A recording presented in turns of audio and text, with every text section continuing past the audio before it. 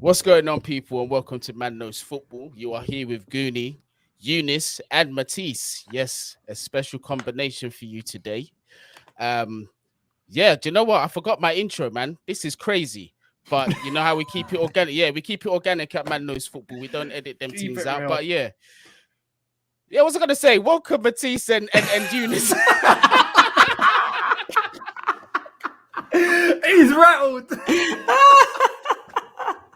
That Man He's City rattled. performance is still in his head. Do you know what I'm This saying? destroyed me. And this video is actually called Attack Wins Games. That's it. I'm supposed to tell people to comment and like on my channel and all that stuff. It's too late for that. You get the point. Same with Younes and Matisse. All the details are down there. Clickable links, man. But we're going to get right into the content. So yeah, Attack Wins Games. And boy, did we pick the right time to do this. Fresh off the back of that 1-0 loss against Manchester City with an absolutely world-class attacking display from Chelsea, I must add. Yeah, we'll go on to this. We'll go on to this content. So, look, all jokes aside, I'm not too worried. Going forward, I think we're going to get goals. We've done well this season. This myth about Chelsea are too defensive is a lie. You just got to look at our goal record so far in the Premier League. It speaks for itself. But going forward, let's talk about our attackers. We're going to start from the midfield, going into the wingers, and then obviously the main man, Bellingham himself. I'm going to let either one of you choose our first attacking midfielder of your choice, so Guni can stop talking. Wow. Younes, who do you want to target first? Hey,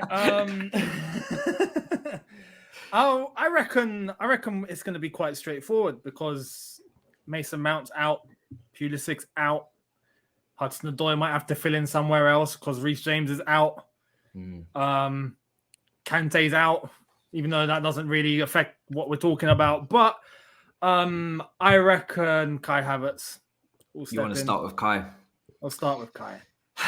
Kai. I mean, Kai for me is the signing that we made last summer that I was most excited about in terms of the attackers that came in. Werner, Ziyech. Kai is the one where I was like, you're the golden child, you're the golden boy, you're King Kai, you've got the keys to the castle.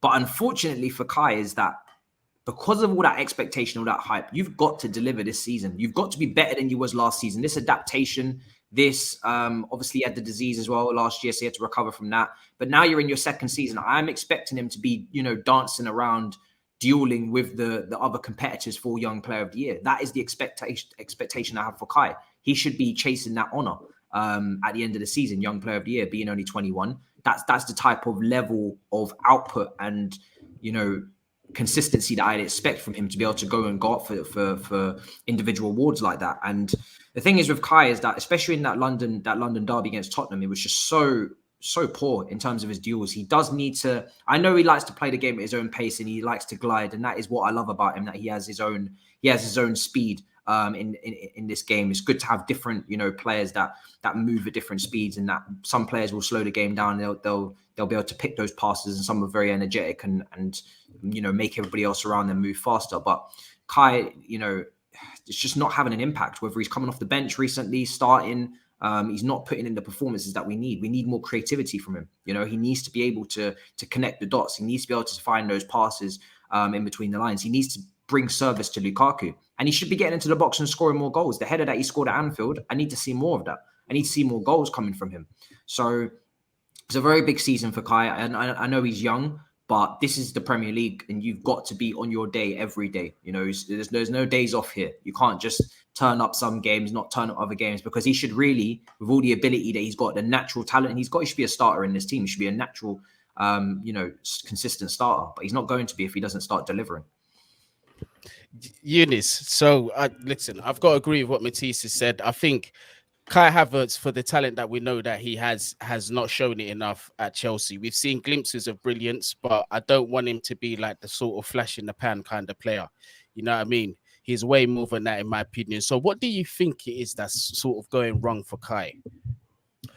I mean, personally, I'm not too concerned. But as Matisse has said, this is the season now where he has to step up. I think everyone gave him the space last season. And the beautiful thing about last season was the way that it ended. Because everyone knows, the Champions League final, Havertz scoring, everyone's like, oh, finally, okay, cool, nice, this is great. Going into the new season, loads of confidence. And yeah, so far, let's say, hasn't been firing on all cylinders. I think the arrival of Lukaku has probably, don't want to say hindered that, but you're not dropping Lukaku. So it's going to be a little bit harder to establish yourself. However, it's still early, and I reckon this season Havertz will perform. I'm quite confident. I'll be shocked if he doesn't. I'm hoping physically he's gotten himself a little bit more up to speed than he was last season because he needed to do that.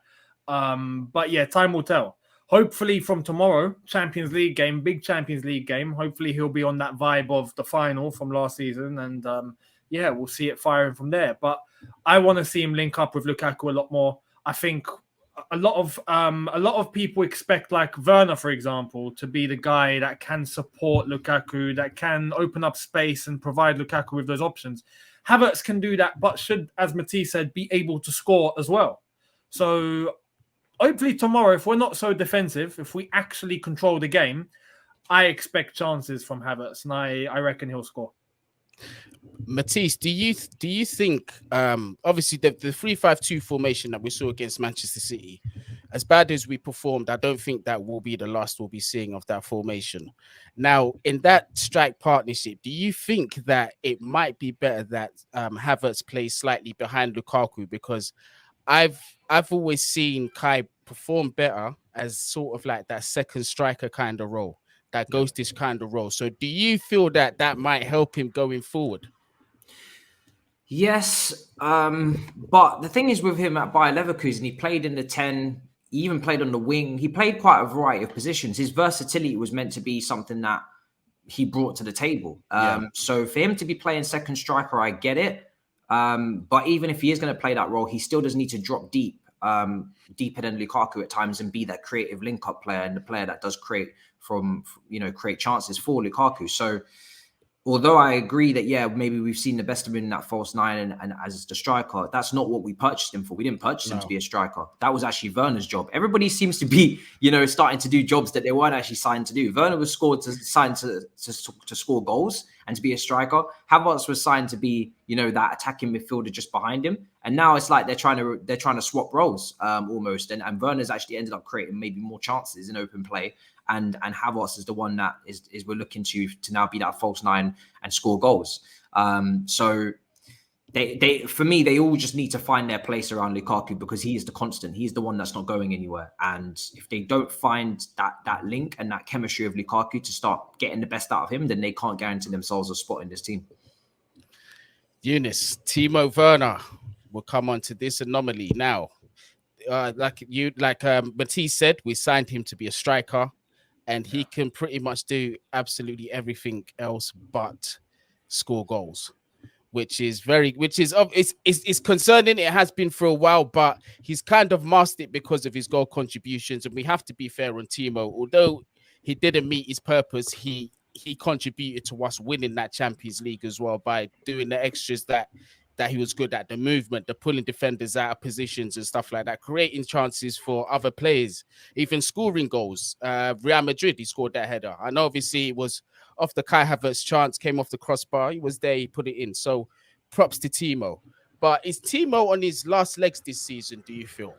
Do you think he's got a lot of pressure to make an impact? Unfortunately, yeah. I mean, he has to. I think obviously him and Havertz were in the same boat in terms of coming from Germany, having to settle, especially in tough times. But this season, there's no excuse now. This season, you're settled. You are ready physically. You've adapted to the Premier League. You're good to go. The thing with Timo Werner is obviously a lot of people are expecting him to get goals. I think the arrival of Lukaku should help that. And if he doesn't, we got to start asking questions about Timo Werner as a striker at Chelsea Football Club. Unless he's willing to change position, then we might have to start considering maybe, selling or something. But I don't want it to get to that point, and I don't think he'll get to that point. I think that Lukaku's arrival will help Timo Werner.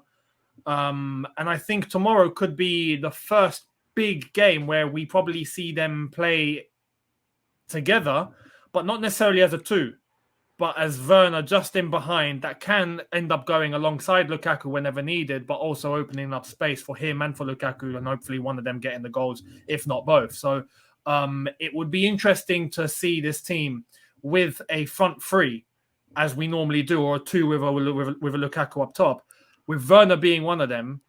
Normal system, not a 3-5-2, not like what we tried against Man City, what worked against Tottenham. Like 90 minutes in our old way, under Tuchel, with Werner and Lukaku in the same team. It's going to be interesting. Hopefully it pays off, but I'm confident it will. I know you made a good point, to be honest with you. I think, in terms of what you're saying, I think Lukaku does save him, because if he does create tons of opportunities for him, it's a different conversation. You know what I mean? Matisse, in terms of output for Timo, because I know as well you're very much on the bandwagon of, well, I don't want to call it bandwagon, but you're very much on the side of this is his season to, prove himself. Otherwise, he's we should think about letting him go. What kind of output would be acceptable for you from Timo Werner for you to say, do you know what? Actually, he has a place in this squad. 20 goals in all competitions. He needs minimum. Bloody hell. Yeah, because if you look at our past successful teams, Anelka and Drogba as well, that was a fantastic partnership. You can certainly as a second striker, you can rack up that amount of goals, especially in a team like this that, we're a top team. You should be racking up those goals. Like I said, that's what he was signed to do, was to score goals. So he's not gonna get away with it. He's not gonna get away with not scoring goals for me. It's just not possible. He doesn't bring enough in terms of technically, creating chances with, any sort of passing. I know he can make the runs and he can create them like that, but he doesn't have the dribbling ability or the passing range, or even the first touch to be not getting goals. Your job is to create space. You create space for yourself. You're a great runner off the ball, but then you've got to score goals as well. You have to score goals. He simply doesn't have enough in his profile technically to not be scoring goals. If he was a tricky winger, a dribbler, if he was, someone like that who could a crosser of the ball, anything, then fine. But you just don't have a wide enough variety of weapons in your arsenal to not be scoring goals. It's not possible. And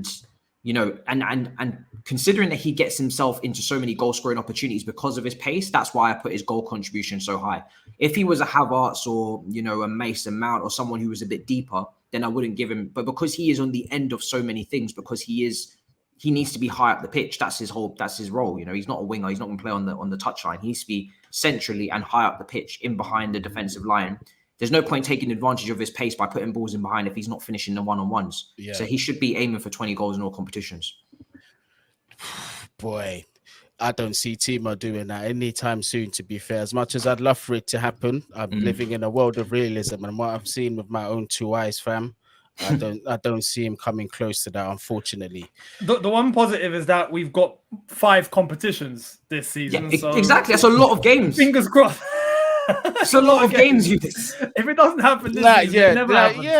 Yeah. I suppose. FA Cup, you've got Champions Carabao, League. You've got 6 games in the Champions League in the Club group World stage Cup. minimum. Yeah, 38. My thing is, it's a lot of games. My thing is that look, it's all right to miss a sitter once in a while, but it seems like he's got one in him every game. Has he scored this season for us? No. Has he been in goal scoring positions for us? To be honest, I don't think he started many games at the very beginning, did he? But he should be starting though. Again, Tottenham, now he is. Tottenham, he definitely could have scored. Zenit, I think. Do I remember him? Was it Zenit or Villa? He could have scored. Yeah, he could. He scored again. No, he scored against Villa at home in the cup game, but he could have scored another one to make it 2-0. There you go. He's only scored in the League Cup. In the Carabao Cup. Yeah. Hopefully he takes off and finds goal scoring form, because it's hard for me to understand, because what I saw at Bundesliga, because look, a lot of people say, oh, it's not as good as the Premier League, but just look with your eyes, the technical goals that this man scored, the range of goals that this man scored. There was one goal that he scored where he absolutely battered the volley outside the box. And it's just like, it's little things like that. It's like, where do they go? How has it left him? What has really happened here? How has he lost this? I wish I could answer, mate. Yeah. There you go. The silence explains it all. It's true. Like, at Leipzig, he was a different beast, and yes, he missed, but he scored. Yeah, you know what I mean. Like, yes, he was missing chances, but he was scoring chances, and it just cancels each other out. Really, you forget the misses when you're banging in goals. Like the time where he tore up Tottenham, that was about to say Timo that. Werner, yeah. I mean, hopefully with Lukaku it comes good again, because last season you got to remember, yes, he was missing sitters after sitters, but there is now a little less pressure on Timo, I feel, because Lukaku is the guy now. Lukaku's in this team. He is the main striker. He's expected to not score 20 in all competitions. He's expected to score 30 in all competitions. That's Lukaku's profile. So hopefully that kind of brushes off a little bit of Timo Werner and he can relax a little bit. And I feel like if he's not in his head and there's space with Lukaku attracting what he's attracting, hopefully that opens things up for Timo a little bit. And then he'll start firing. Fingers crossed. We're going to come on to Lukaku later, but what I do love about that is he just takes the pressure on his shoulders like a duck to water. And I think, like, it seems that whatever you throw at Lukaku, who's just like, it's cool, I got this. Don't worry about it. Yeah, I ain't worried about it. It's cool. But let's go on to Mason Mount before we come on to the main striker. Mason Mount. Again, I don't want to be too neat. I'm not going to be knee-jerk about him. I just think he's going through a slight dip in form at the minute. But we do know the qualities that this guy gives to the team. He gives more than an attacking quality. He drops back into the midfield when we need him to, and he does an excellent job at that. Going forward, I don't need to really explain the qualities that this kid's had. He did it in the biggest game of Chelsea's history, as well as the 2012, obviously, with that lovely assist. So we do know that Mason Mount has got something in him. He's got a special talent in him. How important do you guys see him going forward this season? Can you see him being that nailed-on starter as he was back when we had Lampard, or do you see him being rotated a lot this season? It all depends on how quickly he comes back into form, because I don't think anybody's a nailed-on starter with Lukaku at the moment, and they shouldn't be. They haven't put in the performances to say that they should be nailed on. The one thing I do say with Mason Mount is that knowing the personality, I don't think he's as laid back as maybe Ziyech is or Kai is. I think he is going to demand that he gets himself back into that team, and unfortunately, that's where the other guys, they need to have that as well. So I do think he'll find his way back into form. But this is a guy that has played so much football over the last couple of years since Lampard came in. Mentally, physically, he must be on serious tax right now, because he's played the Euros. There was no real gap between last season and the following season, with the shorter break because of the break that we had in the April, March month. Yeah. So he's played consistently since about last, really since the last, break, COVID break. He's played consistently since then. So, he had the Euros and they got to the final. So again, I always said, if we overplay him and we don't ever give him a rest, which we never really ever did too often, he would, at some point, he's gonna feel it. And I think that's what's happening right now, because he hasn't even been doing some of the bare basics that I expect him to do technically on the ball. There's games where Mason Mount's given the ball away the most times in the team, and that's not something that he is associated with. That's something more Ziyech, because Ziyech will try the wild card of a ball. Mason Mount doesn't try enough wild card balls. He doesn't try enough of the crazy, of the crazy things for him to be giving the ball away that much. He's giving it away in simple situations. So I'm assuming that's because he must be mentally and physically fatigued, because he's being dispossessed and giving it away too often. In this so far in recent weeks, he had a good cameo when he came on against, I think it was Villa, that he came off the bench. Yeah. He was good then, but I think he's just played so much football that he needs a break, longer than he's had. Younes, so obviously off the back of what Matisse is saying, the fatigue is obviously starting to manifest in things like even down to the balls in the final third, and decision makings on a mental aspect. Do you feel that Mace needs to be pulled away from the starting lineup a little bit and just be rested? Or do you think that this is a patch that he can play himself out of?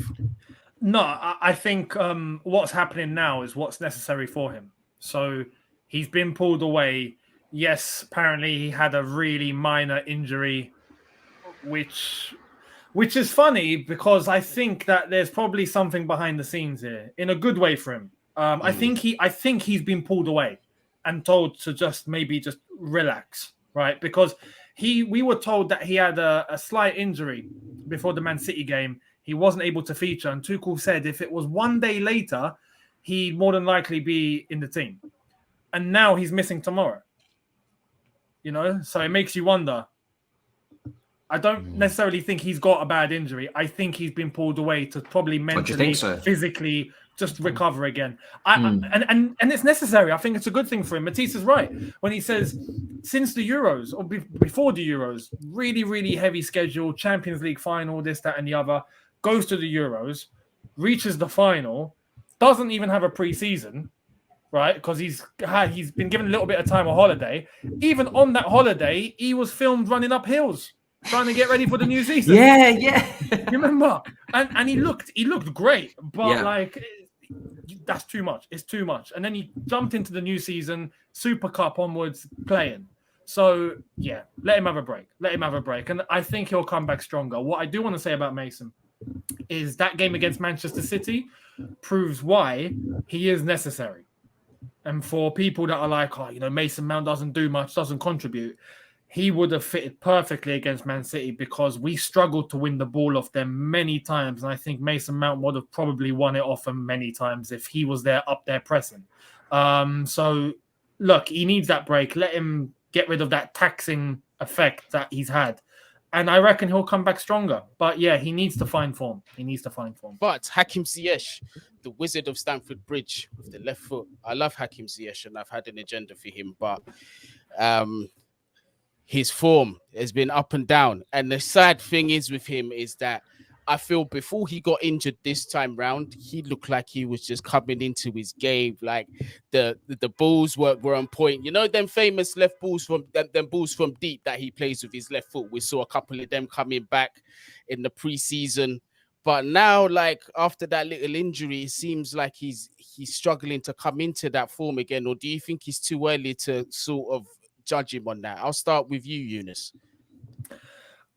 It's worrying a little bit, because that pre-season we were all raving about him. Like he looked unbelievable. We were like, finally, Ziyech is looking like Ziyech, and he was doing it from a very central position. It wasn't a case of him playing out wide. Yeah, the whole agenda right now is he can't do it in this position. He's a winger. He's got to be out wide. He's got to cut in. Right, that is what I'm hearing a lot on social media.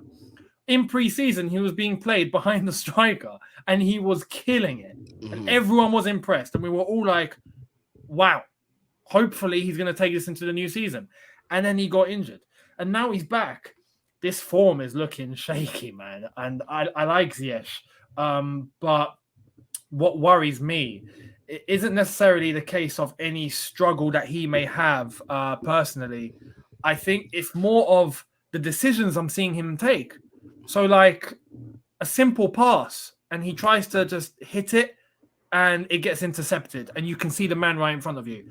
A shot from outside the box, the man's right in front of you defending, you decide to take a shot and it's going to get blocked, but he goes ahead with it. It's those little things. I'm like, where's your head? Where's your head at? I hope he has the impact and I hope he picks up form. It's a similar thing to Mason Mount. He just needs to find form. But yeah, he can't keep this going any longer because if not, he's not going to find his place in the team.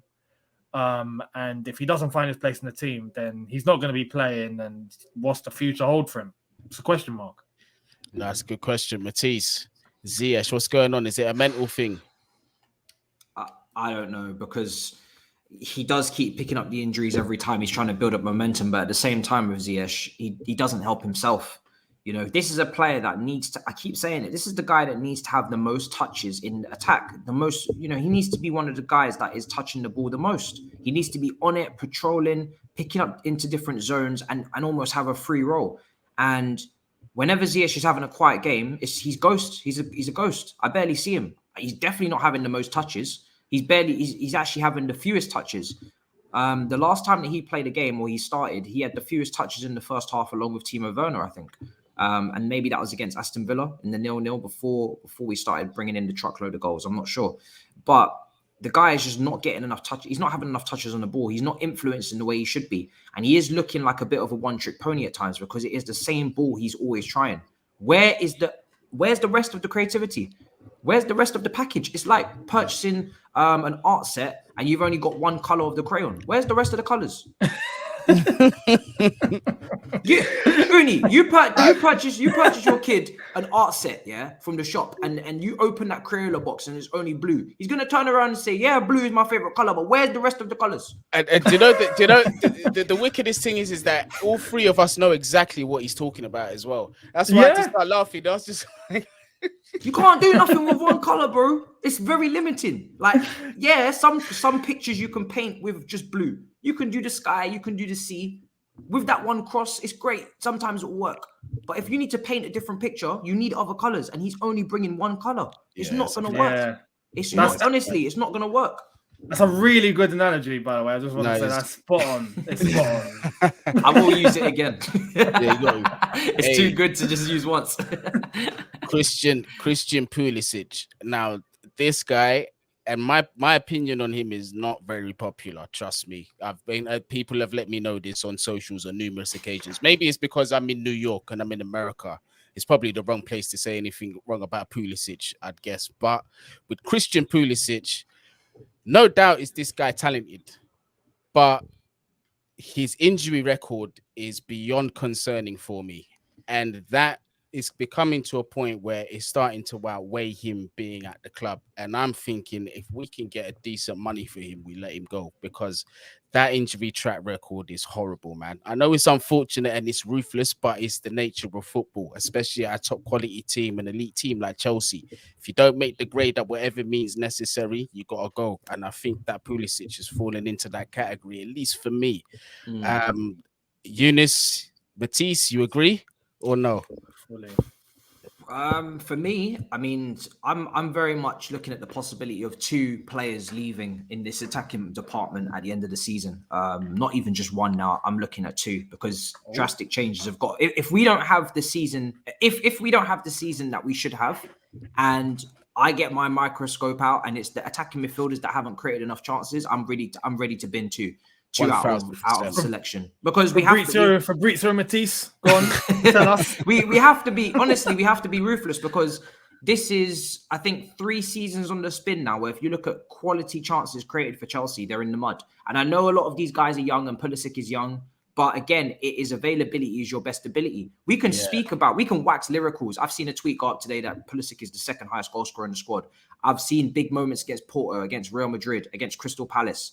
I've seen what Pulisic can do scoring goals. I've seen the dribbling ability to attract fouls and win us free kicks. Nobody. I speak for myself. I'm not questioning Pulisic's ability. Never have. In fact, I've stuck up for Pulisic's ability multitude of times. Even saying that he's on the same level for me as a Sancho, and in terms of potential, I think him, Sancho, and Hudson-Odoi, they all have similar potential. I've said it.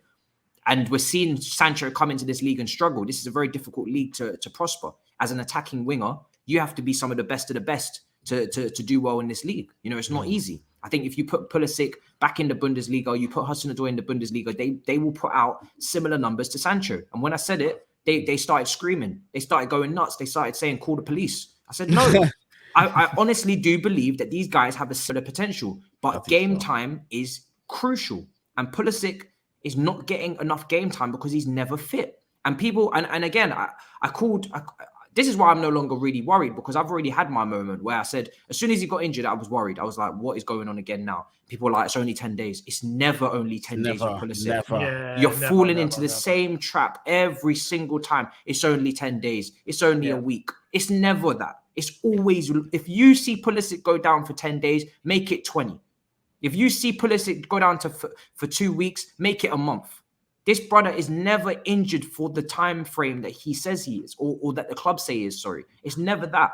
So because he's had so many injuries, it always takes him longer to get back. And I think even his dad said he wasn't injury prone. I have to politely disagree. He is the definition of injury prone, because if he's not injury prone, then what the hell is Azpilicueta? An alien?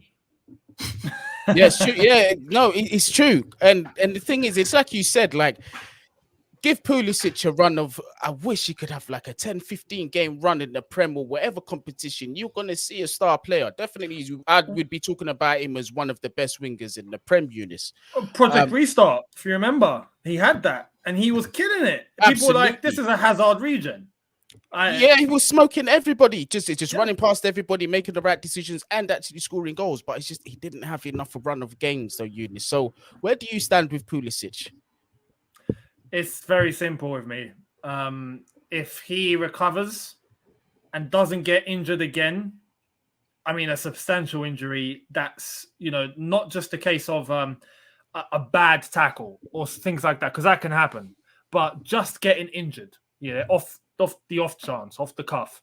If that happens again, there's got to be a conversation at the end of the season.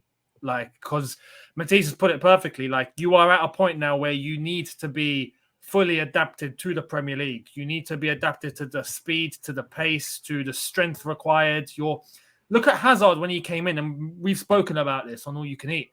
When Hazard came to the Premier League, thin guy, quick, really, really good dribbler, but wasn't there physically. Spent one summer. It took this guy one summer, one pre-season, came back for pre-season. He was stacked. You could see the muscle on his legs. Yeah. You could see the muscle just added on to his whole body. The definition was there, but you could not body him anymore. When he protects the ball, even for his little height, you're not moving him. You can't, yeah. He's like a rock. His center of gravity, he mastered it so well. Even the biggest players, it's hard to push him. You can't get him off the ball without fouling him. Exactly. And Pulisic had 3 years. 3 seasons now. What's going on? So, yeah, look, if he has one more, I hope he comes back from this injury, right? And he's fit and he's good to go and we see some form or we see a good amount of consistency. If we don't get it, he gets injured again this season. I'm sorry, but the guy is injury prone and maybe we got to cut our losses. Yeah. I have to agree. I've been on that boat for a little bit. Matisse, we're gonna talk about our crown jewel up front, Mr. Bolingali, aka Romelu Lukaku. The expectation of this man, for some, is to get 20 plus goals this season. In the Prem, may I add. I can see Lukaku hitting in no competitions 30 goals plus because he is that level of striker for me. But it does come down to the boys behind him, the attacking midfielders behind him as well, man, because he can't do it all himself. Yeah. But Matisse, there's this, I like to say it's a myth. And I don't really like to label him as such, but a lot of people are calling Lukaku, quote unquote, a flat track bully. You know what that means. I don't have to really explain that to you. To those that don't, it's basically a player that don't score against the elite teams. I think it's a load of absolute rubbish, and I think he's more than capable of doing so. But Matisse, talk to me about Lukaku. I don't agree with it because he hasn't yet had the service. I mean, he had no shots on target against Manchester City. That means not a single clear-cut opportunity was created for Lukaku. Yeah. Who is a finisher, who is here to score goals. And if you give him chances, he's already shown he will score with very few chances, but we didn't create any chances now. So we've gone from creating very few chances against Zenit, very few chances against Aston Villa, where he's exceeding his XG, to not even creating a chance. So we said, listen, Lukaku, we see you scoring goals now. You're not really creating much for you. You're gobbling out the grains of rice that we're giving you, and you're belly full. And now we said, you know what? Not even going to cook. Not even going to cook. Forget it. Can't be asked. Not even going to cook. And we're surprised that he goes hungry. What was he meant to do? Lukaku is not going to drop deep, skill past 2-3 players, 4 or 5 players, and score. He's not Hazard. That's not going to happen. You create chances for your striker, and your striker puts them in the back of the net. So Liverpool, we spent half the game with 10 men. So I don't want to hear anything about that because again, he had no service in the second half. First half, we can say, listen, the decision making from Kai, from Lukaku at times, from Mount was poor, and they should have put a ball in the back of the net. But he never had a full 90 there because the second half, he was isolated and never got any opportunities.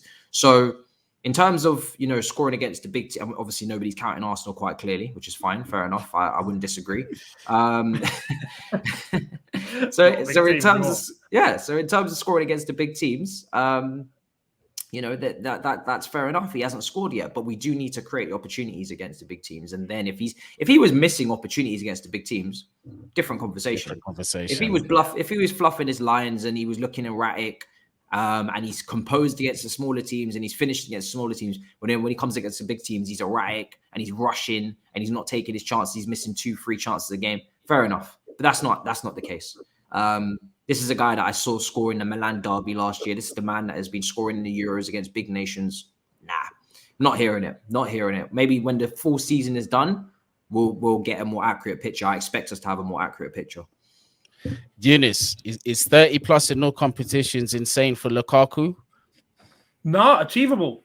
Very achievable. Some people might be worried this is his first season back and all of that, but no, very achievable. And the beautiful thing about Lukaku is one point to follow on from this conversation is when you look at a Timo Werner, for example, you're creating chance after chance after chance after chance, and he flops them from time to time. We all agree.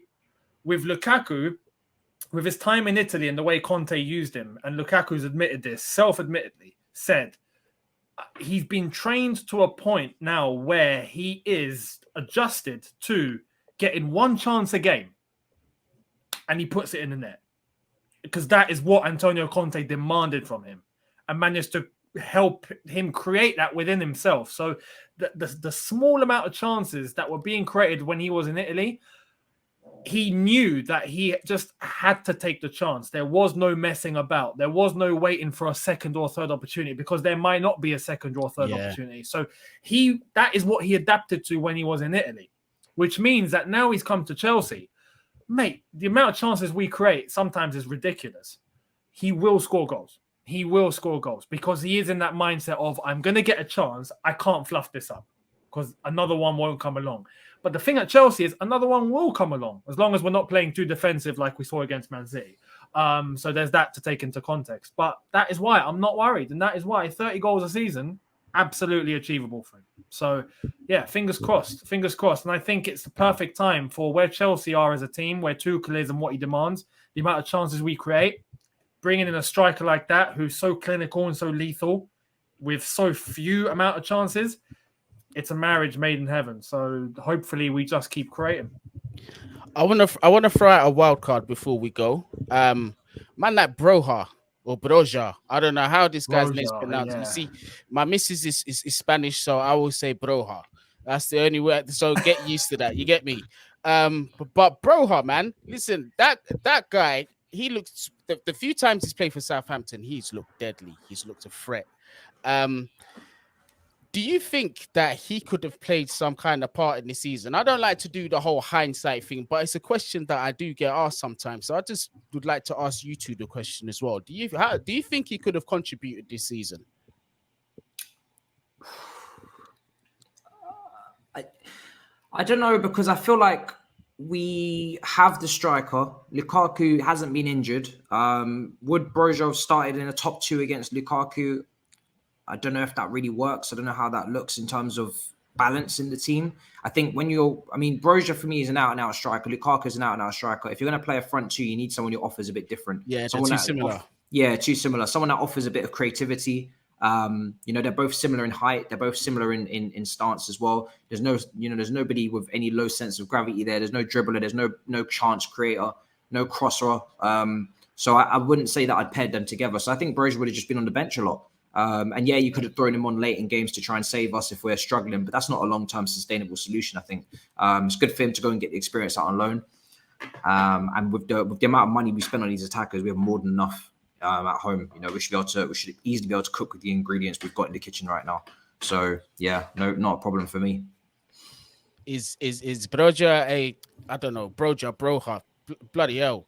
I'm gonna just call him Armando B, fam. So we just don't get confused. So man, like Armando B, Younes, does this guy have a future at Chelsea? Do you reckon, from what you've seen him with so far, or is it still too early in this season at Southampton to make that decision? I mean, realistically, it's too early. realistically, but I think in terms of what we've seen, yeah, I think he does. You know, he has to prove himself. That's why I'm saying realistically, because if he has a poor season at Southampton, that's not exactly gonna make Chelsea go, oh, you know, like, let's bring him back and just stick him in the team. Like, he has to prove himself. He's been sent on loan for development. He's been sent on loan to get game time, so he's got to use it. But so far, from what we've seen, absolutely, man, absolutely. And he's someone that's been at Chelsea for a while, and just been hovering in the background. Guy that no one talks about. It goes on loan and then a loan and then a loan, and it's just like, who is this guy? What can he offer? But especially with the whole Giroud, Tammy Abraham debate, Broja got into the conversation, and we managed to see a couple of things in him that kind of made us go, hey, you know what? Maybe he's got something to offer. Seems like he's really fast in terms of his pace. That surprised me. It surprised me. Yeah. It surprised me. I didn't think he'd be that quick. So, you know, those sort of things, they work in England, man. They work in the Premier League. You get that and you're able to finish, you've got an advantage. So I think, yeah, going from next season, obviously we've let go of strikers. We've only got Lukaku, Werner. Technically, that's it. Havertz is the next guy, but he's not a striker. So Broja does have room going into next season for sure. Yeah, that's a talent I'm looking forward to seeing how he develops, man. Also Tino Livramento as well. He's doing very well at Southampton. Yeah. And hindsight, and I'd like to say this as well, man. It's true what they say about hindsight. Hindsight can be a bitch because with youth players, there's so much of an unknown element, and it's quite harsh to say, oh, look at this talent. How could they have not have seen him or whatever? Because there's so many different variables that are involved in it. Although I did like more so Livramento because I've seen a lot more of him, and Broja I came to respect and watch a bit more later on into his youth career. But with Livramento, man, I did think he was a top talent, and I think he's doing pretty well at Southampton, and long may that development continue. Does he have a release? Does he have a buyback clause? He does. Oh, thank God. Hey, listen. Chelsea are not stupid. Remember this. Because listen, Bear Man were telling me, Chelsea didn't even put a buyback clause in. Yeah, they did. They did.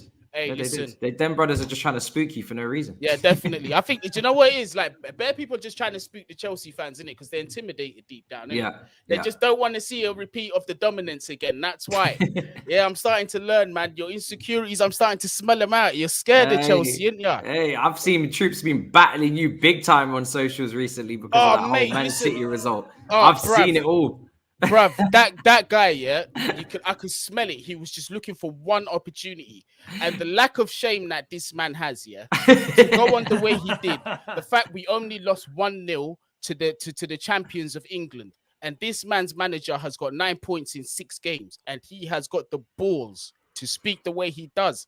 I don't know where he gets them from, mate. Honestly. But it's what it is. Listen, because at the end of the day, results speak for themselves. And as long as I'm with troops, I'm just going to keep putting the Premier League table up and just pointing at my team and pointing at them. You know, like Mourinho, how he done it in the dressing room once. He walked into the dressing room and everyone sat down and he just pointed at the league positions and just sent them out. I'm going to have to treat troops as such. I swear down, bruv. Yeah. But I love it. I just love that there's a Chelsea representative on that channel and the natural, London rivalry can continue. I think it's important that there's some rival there just kicking up storm. It's nice to see. I know Troops is watching this as well. He watches the video, so I know you're watching these Troops, and you're bare annoying, fam. But obviously, you already know this. You're my guy, fam. But fam, you are draining the shit sometimes. The guy don't stop sometimes. But if Chelsea get on some form, right, later on in the season, and Arsenal are still struggling and they don't get over what just happened against Tottenham, then hopefully sticking the 10 points behind thing that Jose done back in the day to Wenger. I'm gonna have to. But Arsenal, they've managed. I never thought this would be possible in my life, but they've reached the point where they've done so badly that it doesn't even feel fun to take the piss out of them anymore. I was happy for them when they beat Spurs. When does that happen? I mean, I didn't really care. I don't like it. I wasn't too bothered, but I was like, you know what? Good on you. Well done. Yeah, good on Yeah, you. that's it. Finally, Yeah. we've been waiting for this. Where are you? You can have You know? North London for the next 12 hours. That's all right. Yeah, Tomorrow we'll you go know? back to being blue like everywhere else in London. That's fine. Yeah, man. So yeah, for them. But lads, listen, I think that's the end of Attack Wins Games. But listen, I think to summarize, you just got to look through the names that we've just discussed. They're still a very, very young team, a young core. There's a lot to learn. There's definitely an exciting future going forward. And that's Chelsea fans. We're going to listen. I think the good times are just only started. And obviously things are not going to come into, they're not going to gel straight away. These things take time. So it might be that, next summer's the season where we get someone and we see a massive difference and output in goals between all three attackers. You never know. But like the signs going forward, the board are backing the manager. The manager is very happy where he is. He said that in the last press conference. Well, not this one, but the press conference before then. Very happy with how the board is treating him, happy with his players. So it's a recipe for success going forward. This season, I'm still very much optimistic that we will be challenging for the title. I still think that we can win the title. The Manchester City game was a blip. It was a learning curve, and we've got a manager that learns very fast, and he can teach the players, and they seem to be picking up from him quickly. We saw that as evidence. The evidence that the first game he ever took over was against Wolverhampton, and immediately you could see that although we didn't win the game, that there was a change. You could see there was a mental change from that game going on forward, and the success that came from that season. But guys, thank you very much. Matisse, Younes, you're very much welcome to jump on the channel anytime you feel. We love having you both here. Obviously, the social medias are down there in the descriptions, all clickable links. So to everybody that's watching, make sure you follow the brothers if you haven't already. I'm pretty sure like 99% of my subscribers are, you get me? But just in case you haven't, they're all down there. But wherever you are, whatever you're doing, whatever time it is in the world, make sure you stay safe. You get me? Take it easy. Bless.